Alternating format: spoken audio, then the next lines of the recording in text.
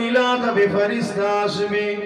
নবীর মিলাদ হলে ফেরেশতা আসবে খুশি না বেজার প্রত্যেকের উচিত ঘরে ঘরে মিলাদ করা কিভাবে মিলাদ করবেন আপনি বাপ আপনার বাচ্চাদের নিয়ে বসুন স্ত্রীকে ডাকুন 4 জন 5 জন বসবেন কিছু মিঠাই কিনুন আপনি বসে গিয়ে বলুন শোনো 570 খ্রিস্টাব্দে 12 রবিউল আউয়াল সোমবার সূর্যোদয়ের সময় রাহমাতাল লিল আলামিন এসেছিল অন্ধকার পৃথিবীকে আলোকিত করার জন্য রাত আল্লাহর কাছে বলেছিল আমার ভাগে পাঠান দিন আল্লাহর কাছে বলেছিল আমার ভাগে পাঠান কিছুই দিন না বলতে পারেন এতটুকু বললেই হকাদাই হবে করা দরকার আছে না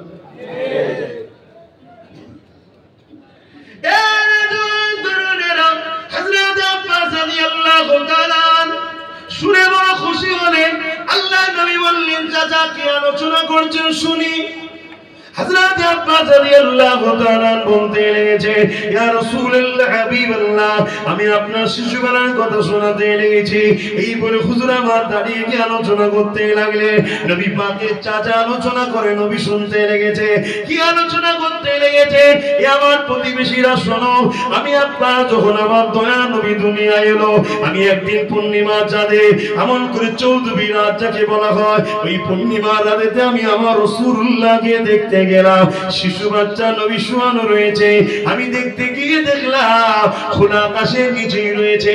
আর ডান হাতে শাহাদাতের আঙুলটা উপরের দিকে তুলে দিয়ে এমন করে ডান দিকে ইশারা করে বাঁ দিকে ইশারা করে আর মুচকে মুচকে হাসে আমি চিন্তা করতে লাগলাম কি দেখে আর হাসে আসমানের দিকে চেয়ে অবাক হয়ে গেলাম যেদিকে আমার রাসূলুল্লাহর ইংলি খেলে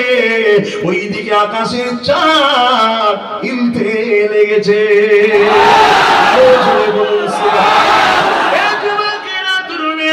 এই সম্বন্ধে আরেকটা রাত আছে আল্লাহ নবীর দুলমা হযরত আলিমা রাদিয়াল্লাহু তাআলা আনহার বেটি হযরত সুয়াইবা হুজুর বলতে আগে আমি বাচ্চা মুহাম্মদ রাসূলকে নিয়ে কোলে করে যখন পূর্ণিমা রাতে যখন বাইরে বেরোলাম আমার মুহাম্মদ রাসূল কোলে রয়েছে আসমানের দিকে আঙুলটা তুলে দিয়ে এইভাবে চাঁদের দিকে ইশারা করে যেদিকে ইশারা করে সেদিকে যায় আর মুচকে মুচকে হাসে আমি অবাক হয়ে দেখতে লাগলাম আর ভাবতে লাগলাম দুনিয়ার বাবারা দুনিয়ার মায়েরা দুনিয়ার আত্মীয়রা তাদের বাচ্চার জন্য প্লাস্টিকের খেলনা দেয় লোহার খেলনা দেয় আর এ দুনিয়ার সুলতানের জন্য আমার আল্লাহ স্বয়ং নিজে চাঁদকে রাসূলুল্লাহর খেলনা বানিয়ে দিয়েছে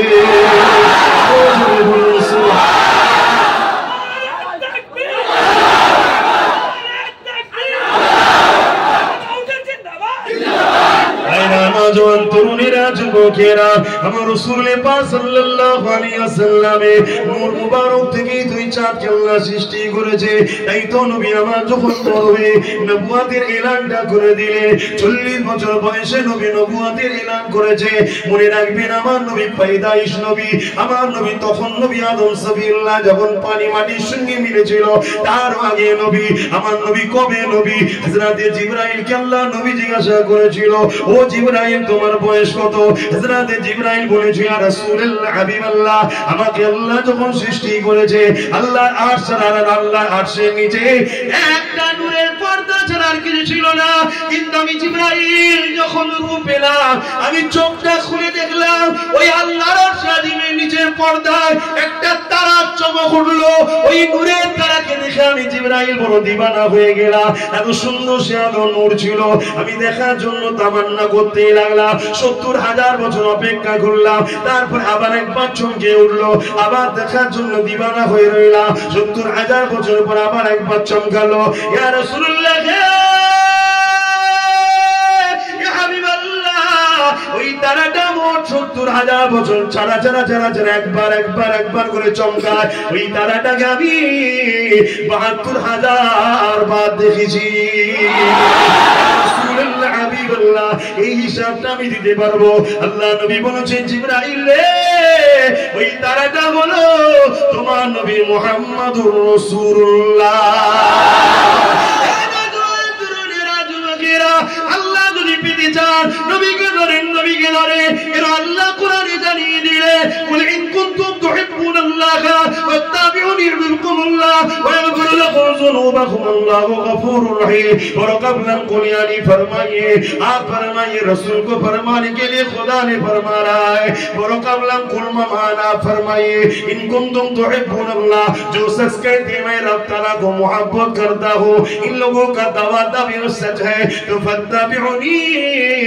पहले आपको इत्तिबा करना होगा, आपको फॉलो करना होगा, यानी मोहम्मद रसूल को पहले इत्तिबा करना होगा, मोहम्मद रसूल को पहले फॉलो करना होगा। ये दुनिया মানুষেরা কাউকে ইত্তিবা করতে গেলে, কাউকে ফলো করতে গেলে मोहब्बत दिले जाती হবে। लिहाजा फत्तबिउनी के अंदर प्यार छुपा हुआ है, माना ये जाहिर हुआ फत्तबिउनी, मोहब्बत के साथ नबी को अगर कोई मान ले,